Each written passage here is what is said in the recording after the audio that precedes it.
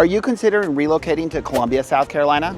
Or Charleston? That's right. In this video, I'm going to be breaking down the two popular areas that people are relocating to right here in South Carolina. You're talking about the Columbia, Lexington, and Lake Murray area versus Charleston, South Carolina. And I know some of you down in Charleston right now are laughing. Like, who would consider Columbia when you have Charleston? It's so hot down there and there's nothing to do. But if I'm being 100% honest, I've helped more than one person relocate right here to the Midlands of South Carolina after giving Charleston a try. As well, I've had many that have told me they were first considering Charleston, but in the end chose the suburbs right here around Columbia instead, including myself. And so that's why in this video, we're gonna be comparing the two side by side to the things that matter to you most.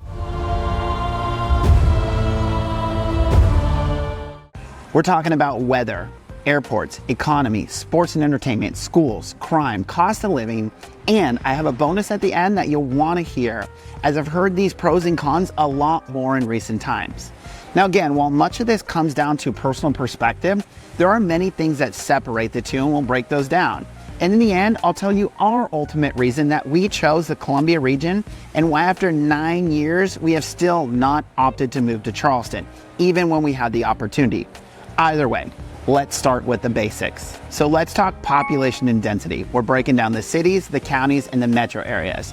And I use censusreporter.org to get this information.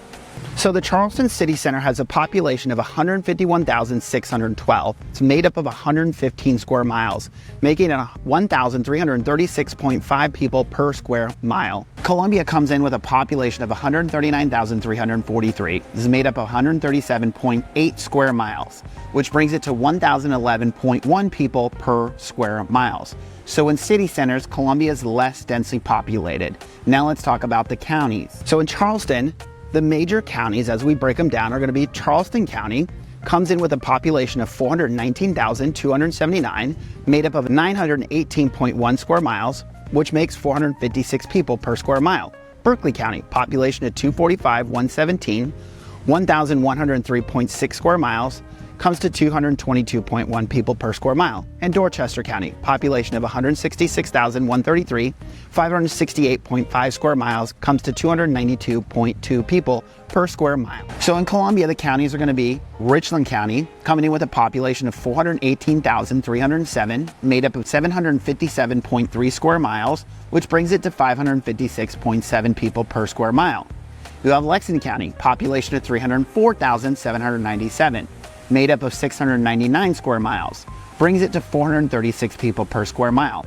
Wrapping up with Kershaw County with a population of 67,751, which is 726.6 square miles, brings it to 93.2 people per square mile. Now let's talk metro areas. Before we get started, keep in mind, Charleston ranked #1 nationally for inbound migration, and Charleston Metro is said to be going 3 times faster than the national average. Either way, breaking it down, Charleston Metro is made up of 2,590.2 square miles, made up of 130,529 people, which brings it to 320.6 people per square mile. Columbia Metro comes in at 3,703.1 square miles, total population of 858,302, which brings it to 228.9 people per square mile. So Columbia Metro is considered to be less densely populated, and surprising to me, spans much further than Charleston's metro area. All right, airports. Let's talk Columbia Metro versus Charleston International. And obviously with that said there, you probably know which direction this is going, but let's get started with Columbia Metro. So airlines flying out of Columbia Metro are gonna be American, Delta, and United. Now, Charleston International, you're talking about Alaska, Air Canada, Allegiant, American, Breeze, Delta, Frontier, JetBlue, Southwest, Sun Country, and United. So obviously, as you can imagine, Charleston's gonna win this, being an international airport, as well as having a lot more airlines flying out of it. I know we've personally come down here, to be 100% honest, we've never flown out of Columbia Metro, but we've come down here and flown out of Charleston. Great airport to fly out, easy to get in and out of. Now, with that said, Columbia has recently put out polls asking what consumers want to get more people flying out of Columbia Metro. So maybe that dynamic changes over time, but at this point, hands down, Charleston International Airport wins this one. All right, let's dive into the weather. How did Charleston and Columbia actually compare? Because I've seen a lot of things online That may not be entirely true. Let's talk about that. And obviously weather is such a personal perspective, but let me give you the stats and then we'll dive into it. So weatherspark.com says Columbia, the cool season lasts for about 3 months, from November 27th to February 26th, with an average daily high temperature below 63 degrees. Charleston, the cool season lasts for 3 months, from December 1st to March 1st, with an average daily high temperature below 65 degrees. The coldest month of the year in Columbia is January, with an average low of 37 and a high of 56. The coldest month in Charleston is January, with an average low of 43 and high of 59, so slightly colder in Columbia. Now, Columbia, this is obviously the part everybody wants to know about, the hot season. The hot season lasts in Columbia for 3.7 months, from May 23rd to September 14th, with an average daily high temperature above 85. The hottest month of the year in Columbia is July, with an average high of 92 and a low of 73. Just feels like it doesn't cool down at night, so I always tell people. Charleston, that hot season lasts for 3.7 months, from May 26th to September 16th, with an average daily high temperature above 83. The hottest month in Charleston is July, with an average high of 89 and a low of 76. So they're both hot. The beach doesn't really give you that much relief from the heat. I mean, you're talking about a 2 degrees difference is what separates you all from making fun of us for the heat here in the Midlands of South Carolina. And what's funny is WeatherSpark says in Columbia, the summers are hot and muggy. In Charleston, the summers are hot and oppressive. Harsh, right? But let's talk about other aspects of weather. First, we'll talk about the rain. So Charleston gets an average of 51.6 inches of rain per year. Columbia gets 46 inches of rain per year on average. So quite a bit more in Charleston. Now the US average, to give you an idea, is 38 inches. So we're both above that, but again, more rain in Charleston. Columbia averages 1 inch of snow per year. And it's rare. I've been here now for 9 years. We've seen snow stick once, and it was about 1 inch, maybe 2 inches at most. It was gone the next day. Every year we see flurries, but that's about it. Now, again, of course, that chance always does exist. Now, with that said, in Charleston, surprisingly, in 1989, they had 8 inches of snow. And just a few years ago, in 2018, they had 5 inches of snow.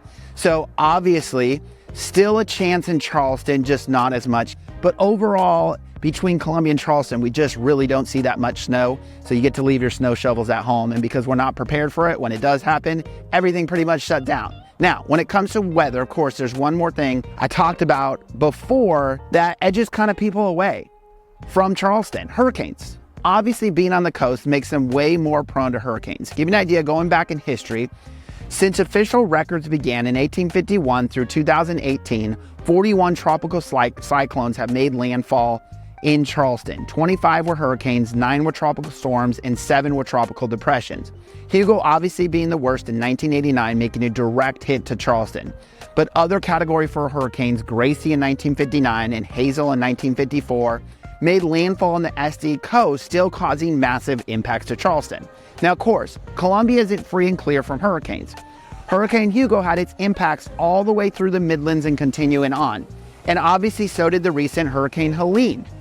And of course, we'll never forget the 1,000-year storm in Columbia back in 2015, the first year we moved here, that was partially related to Hurricane Joaquin, where some areas experienced over 20 inches of rains, with times hitting 2 inches per hour. Again, in the end, the chances are far less inland than on the coast. And to be 100% honest, this is one of the main reasons we chose not to move to Charleston.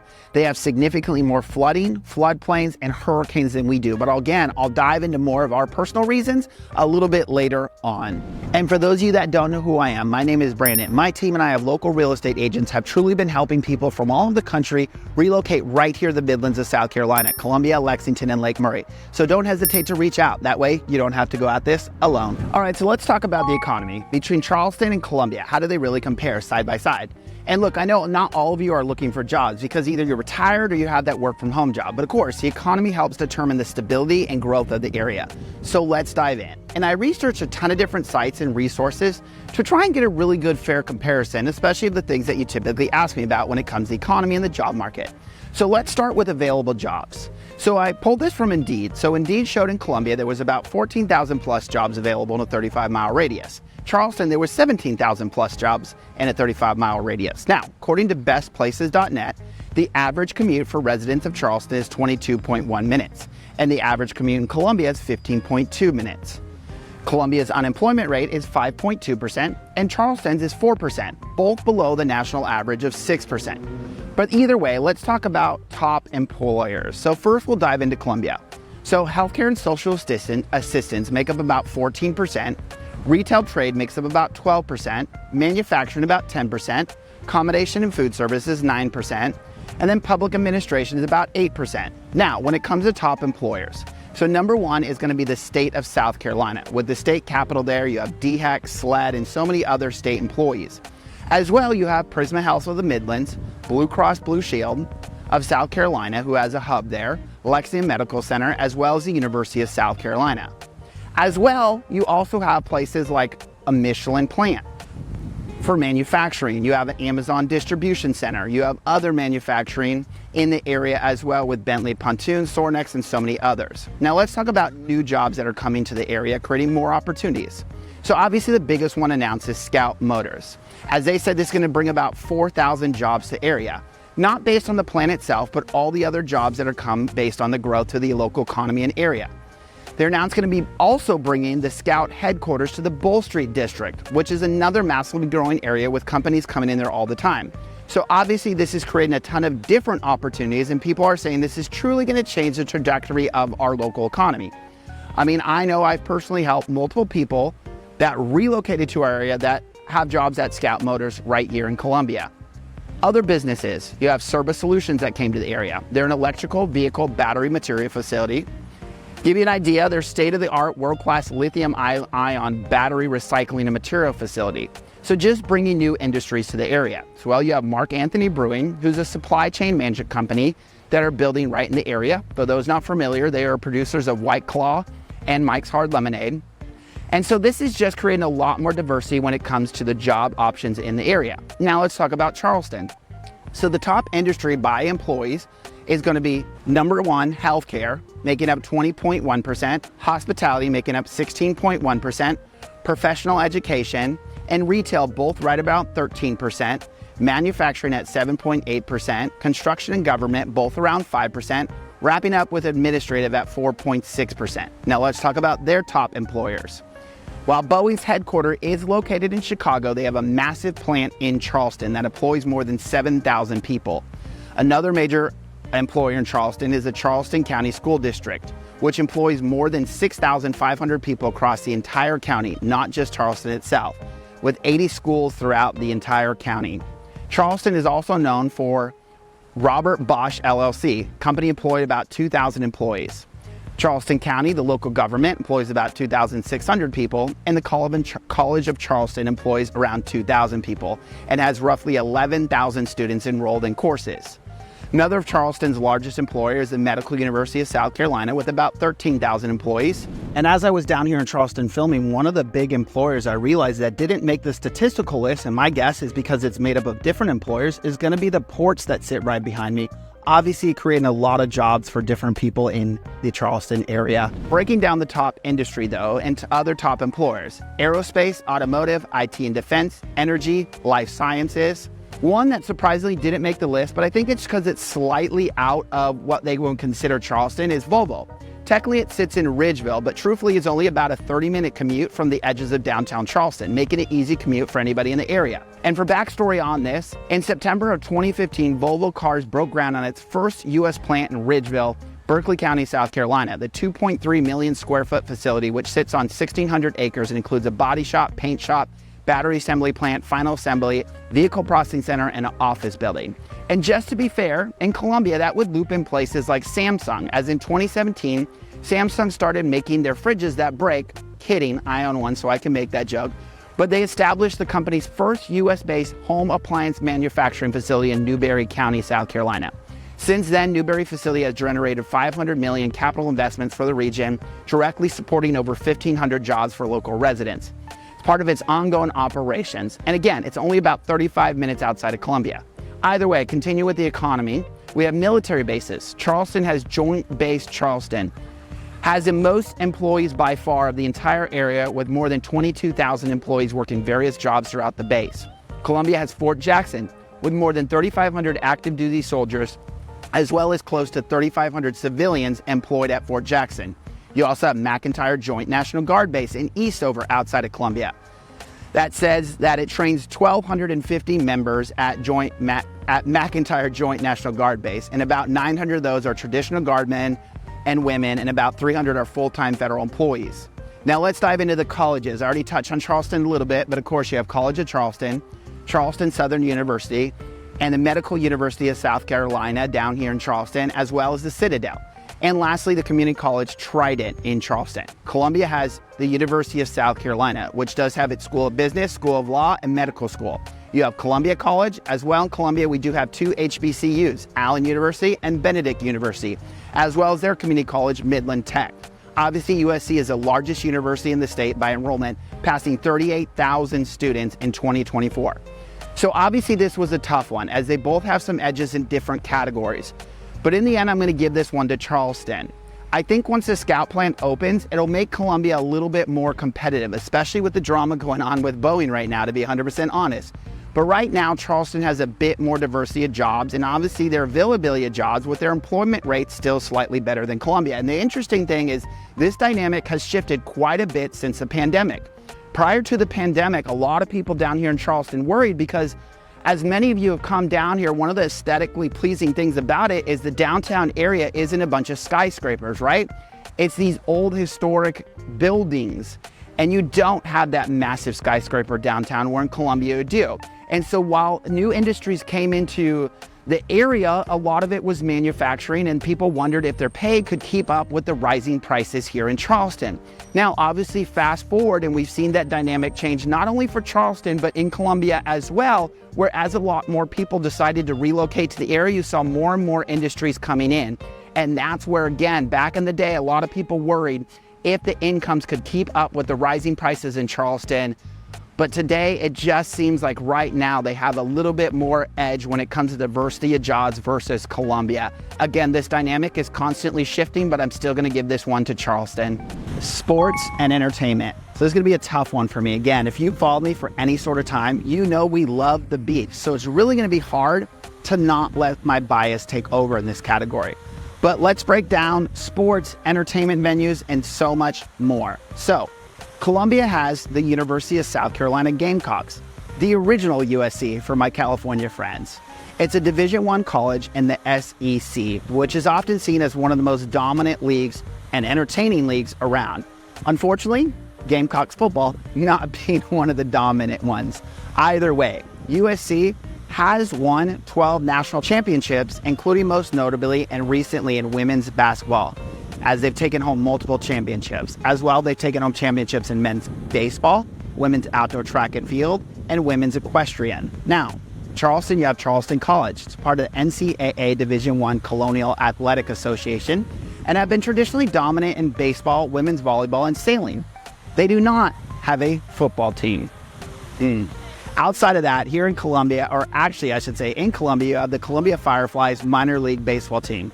It's a single A affiliate of the Kansas City Royals.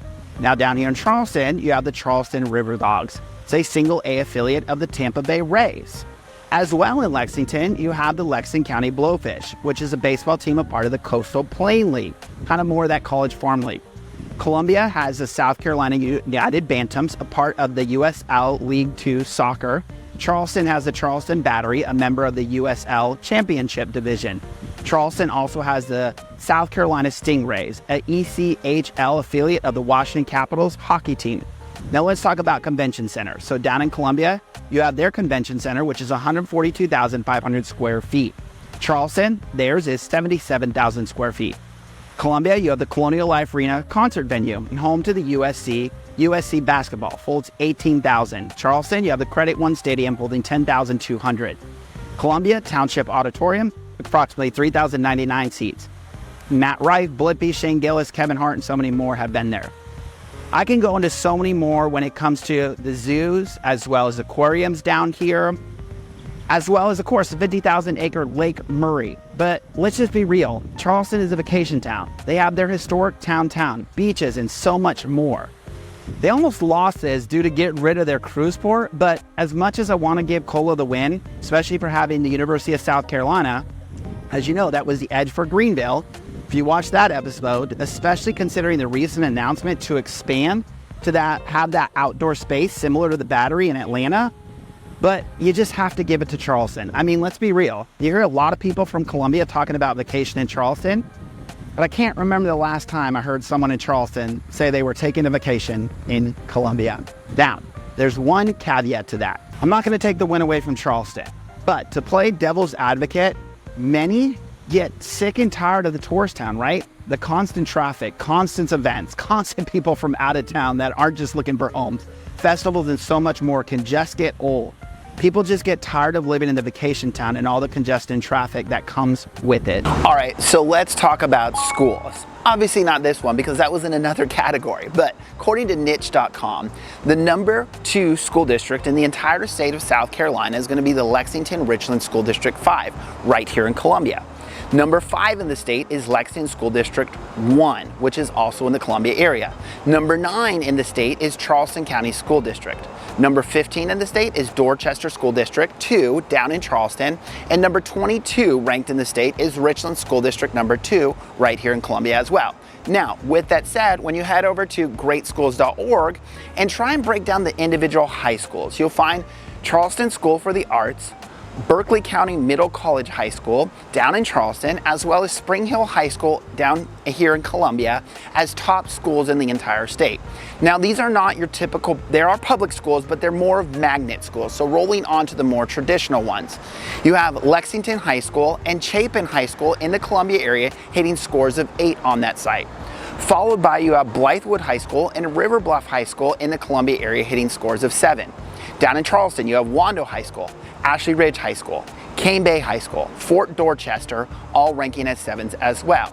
So with that said, depending on where you end up moving, will truly determine whether or not Columbia or Charleston ranks higher when it comes to school, as they both have high-ranking schools in the state. While yes, Columbia tends to have more of them and seems to rank a little bit higher, there are still options in Charleston to put you in some of the top 25 school districts in the state and some of the top high schools in the state. As well, you kind of got to look at these sites to see how they grade the schools, and so that's why I'm calling this one a tie, because really you have to dive into those sites, and depending on where you land is going to determine where you land on that list. All right, now let's talk about crime. And look, I'm not going to try and be biased here or steer in any single direction. So I tried to use a couple different resources to best be fair with this. But of course, I always tell people when it comes to crime, you need to do your own research, as you can break down most of these areas, not only to the general metro areas, but to different towns and even some of the local neighborhoods that you may be considering. And of course, my favorite, go talk to neighbors, ask them what they deal with. As often I've found that some of the general areas may have more crime than others, especially in areas, close to those tourist areas that have hotels, bar rows, that just kind of come with those territories. But your neighbors might not be dealing with all that general stuff that you see. But let's dive in. So according to Neighborhood Scout, Columbia is ranked 3, which means it's safer than 3% of US neighborhoods. Charleston is 17, ranking safer than only 17% of US neighborhoods. The crime rate per 1,000 residents is 35.32 in Columbia and 23.07 in Charleston. Columbia, chances of being a victim of violent crime is 1 in 142, and Charleston is 1 in 265. Property crime is 1 in 24 in Columbia and 1 in 52 in Charleston. Now, I've said many times before that most of you that reach out to me are not actually considered living in Columbia. You're considering mostly the neighboring towns and suburbs. You're talking about Blythewood, which actually ranks safer than 33% of US cities, and Lexington, which USA Today ranked as the second best place to call home in the Palmetto State, right behind Greenville, contributing low crime rates to that desire. And so when you start looking at the suburbs directly, they look significantly better than the general overall. And on the opposite, in Charleston, you have places like North Charleston that actually rank a lot worse than the general Columbia area and Charleston overall. So that's why in the end, you'll have to research the exact towns and areas you are considering living in, because these numbers may look significantly better than the general stats for the area. And keep in mind, all the sites are based off of reported crime, which can truly lead to perceived bias. And that's why in the end, I'm not gonna call it a win either way, as I don't know exactly where you're moving from or moving to here in Columbia or Charleston. And so that's why you'll want to dive in those directly, and then you can decide which you feel is safer. All right, so let's break down cost of living between Columbia and Charleston. How do they compare? First, we're going to talk about the generals, then we'll dive into housing specifically, and then one other thing to keep in mind when it comes to cost of living that I've been hearing more and more. But either way, let's talk about the average income. So in Charleston, the average income of a resident is $50,240 a year. The median household income of a Charleston resident is considered to be $76,556 a year. Now, the average income of a Columbia resident is $32,954 a year. The median household income of a Columbia resident is $48,791 a year. So obviously, pay tends to be what seemingly be less in Columbia than in Charleston. But hold on for a second though. So let's talk about average prices and median prices, and then more specific. So the average market. In our most recent market report here in 2024, we found that Columbia comes in with an average price of $316,192, where Charleston comes in at an average price of $635,566. Now we roll into median. So median Columbia came in at $273,253. Charleston came in at $420,000. Now when it comes to inventory and availability for the area, Columbia had 2.7 months worth of inventory, coming in at 2,913 homes, and Charleston had 2.9 months worth of inventory with 4,240 homes. And of course, another comparison, Columbia versus Charleston, is water living. If you're like us and you love the water, right here in Lake Murray, to give you an idea, our average price to live on the water is somewhere between $700,000 and $1 million, just depending on which county you live in. Now, with that said, heading down to Charleston, and we're not talking about waterfront quite yet, we'll get into that, but just to live on Edisto, you're talking about over $1 million. Seabrook Island, you're talking over $1.5 million. $1.6 million just to live on Folly Beach, almost $2.5 million on Isle of Palms, almost $3 million on Kiowa Island, and over $5 million average on Sullivan's Island. And again, that's just to live in that area, not on the water.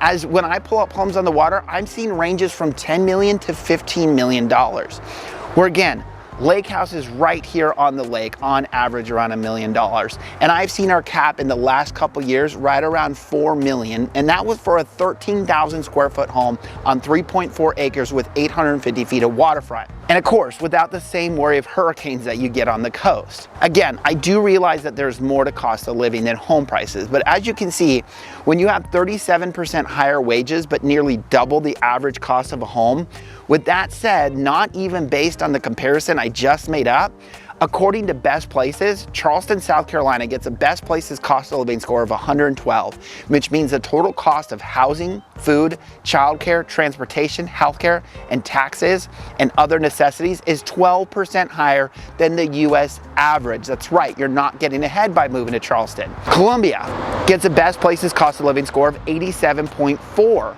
which means the total cost of housing, food, childcare, transportation, healthcare, taxes, and other necessities is 12.6 lower than the US average. So a lot of people are getting ahead by moving to the area. Lastly, to compare different sites, just to be fair, according to Numbeo, cost of living in Charleston, South Carolina is 27% higher than in Columbia. And that's without including rent prices, because that's the way this site breaks it down. If you want to include rent prices, 46.1% higher than Columbia, South Carolina. Restaurant prices are considered to be 55.4% higher in Charleston than Columbia. Grocery prices are 17.5% higher in Charleston than Columbia. Local purchasing power in Charleston is 19.3% lower than in Columbia.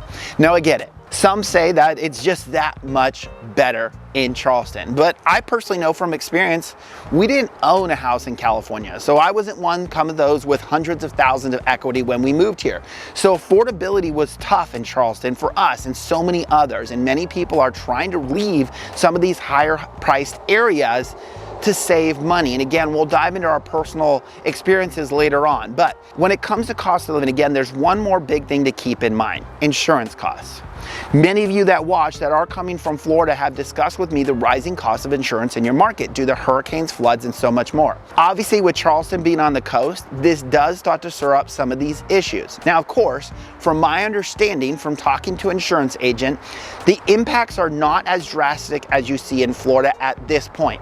So I don't see it being as bad, but obviously those average costs are going to be higher the closer to the coast you are, and especially if you're in one of those flood-prone areas. Again, I've talked about before, we have very minimal floodplains here in Columbia relative to what they have in Charleston.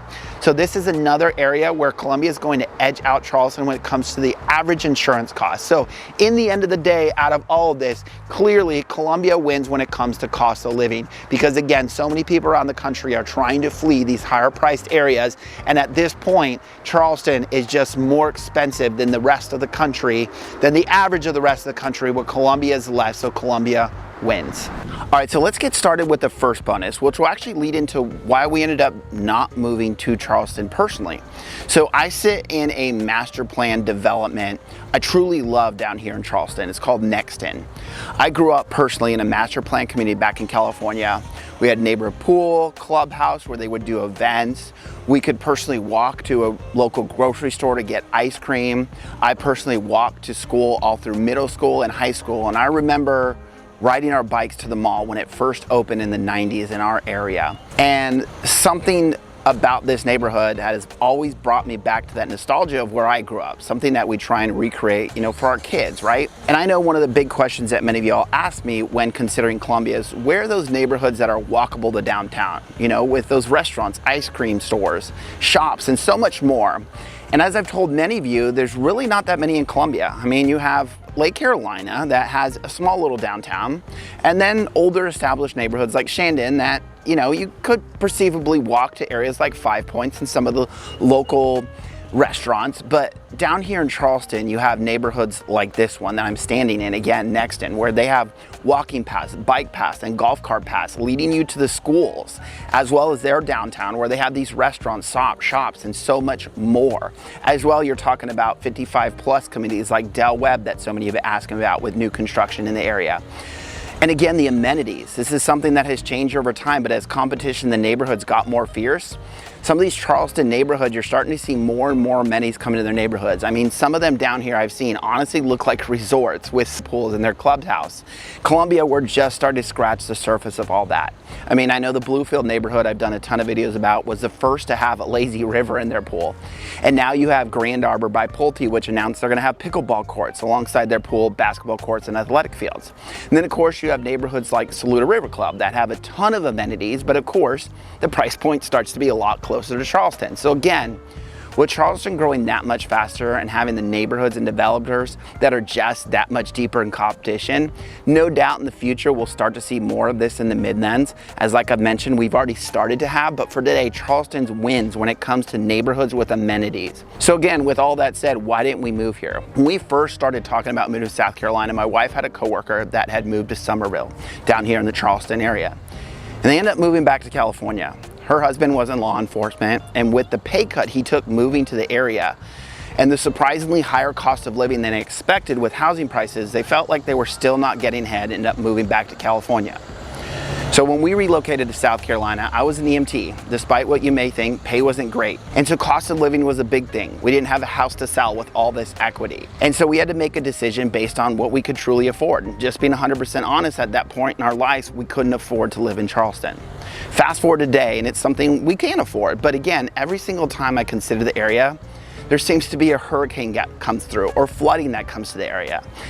And so we decide not to make that move. I mean, it wasn't that long ago that a rainstorm came through here, and some of the neighborhoods right in here couldn't even get out of their driveway as all the streets were flooded. And there's one more reason I haven't wanted to, and we'll dive into that in a second. But as I said, we are beach people, and one day we may find ourselves in Charleston. But at this point in our lives, we have no intent on leaving the Midlands of South Carolina. We enjoy it in Lexington where we live. It's just not worth it in our eyes. And again, one more thing that I think would frustrate me, especially since I spend so many days just driving around in the career I work, Obviously, one of the challenges of Charleston is being an oceanfront town. There's one way in and one way out. And being that is one of the fastest growing metros, the traffic and congestion. I don't care what you say, I was part of our leadership team in my office, and our main office was down here not too far from where I sit right now. And so we would come down here every single month for in-person meetings. And my wife and I honestly come down here and visit very often. And no, we're not talking about holiday weekends. And I promise you, from my experience, Charleston traffic is just way worse. And you'll see it online. Many people complain about how long it takes to commute. And obviously, when we talked about average commute, it was much longer down here. Add on, I have coworkers that have lived in both areas, and they'll warn you about the Charleston traffic. And then another thing I wasn't aware of, and hopefully this is getting resolved because I did see new middle schools popping out, but I've had clients that live down here that said some of the areas they couldn't even go to the school they were zoned for because of the overcrowding. So again, the traffic, the congestion, the flooding, the hurricanes, and for twice as much cost with much smaller yards, to be 100% honest, we just couldn't wrap our hands around it. Anyways, I'll let you decide, because obviously I'm not going to deny the fact that Charleston is growing faster than we are statistically. And to be 100% honest, this was the first side-by-side that wasn't essentially a tie when you broke it down. So it's basically me against Charleston is what it feels like. I don't know, you tell me. And one last bonus, and you get to decide if this is a pro or con. Let's talk about the politics. So there's going to be a lot of comments when I say this, but many of you ask me, so I'm gonna just tell you what it is. I'm recording this pre-election, but I'll try and throw in the update before it goes live. Hopefully give you a more accurate update. The Brandon Guerin team can officially project that, I'm just kidding. But let's dive into what the results look like right here in 2024 compared to 2020, so you can see, since we do have those new results, and to give you the best comparison. All right, so here you can see the general election results. I'm going to show you those, and then we'll dive into the specific counties for Charleston as well as the Columbia and Lexington area. So you can see in the general election, this is going back to 2020. Sorry as I move it around there, but you can see Trump won the state 55% to Joe Biden at 43.43%. Jump ahead to 2024, and you can see now that Trump won 58.23 to Kamala Harris at 40.36. And you can see when it comes to the actual popular vote, he took on about 100,000 more votes. So again, you can see kind of see the impact. A lot of people have asked of how is migration, being one of the top 3 states that people have migrated to, impacted this. But let's dive into the specific counties that we're talking about in the Columbia, Lexington area, as well as Charleston. All right, so we're breaking down the 2024 election in this. We're not going to dive back to 2020 to compare. If you want to look into that, of course, these sites are public information, but let me give you an idea. So on the top half, we got the counties around Columbia. You're talking about Lexington, Richland, Kershaw County. On the bottom, we got the Charleston counties, Charleston County, Dorchester, and Berkeley County. And so looking at Lexington County, obviously you can see 66% to 32% to Donald Trump. Roll over to Richland County. Going to be 66% to Kamala Harris versus 31% to Donald Trump. Rolling over Kershaw County, you got 63.49% to Trump to 35% to Kamala Harris. Now, rolling down to the Charleston area, Charleston County, you can see Kamala Harris winning 51.94% to Donald Trump at 46.2%. And we're going to come back to Charleston real quick here because there's another interesting statistic that's come up in the last couple of years in Charleston. But rolling over Dorchester County, you can see 56.38% Donald Trump over Kamala Harris at 41.77%. Then wrapping up in Berkeley County at Donald Trump at 57.41% to Kamala Harris at 41.14%. Now, with that said, very interesting to go back to Charleston, because Charleston actually just in 2023 elected their first Republican mayor. This is the first Republican mayor they've elected since 1877. All right, so if you want to learn more about those suburbs around Columbia that I was talking to you about, the Lexington area, the Lake Murray area, Northeast Columbia, Irmo, Blythewood, and so much more, you're going to want to check out this playlist here, because this is where I actually break down these areas further so you can learn the average cost of those areas as well as the pros and cons. So check out that playlist to learn more about the Midlands of South Carolina.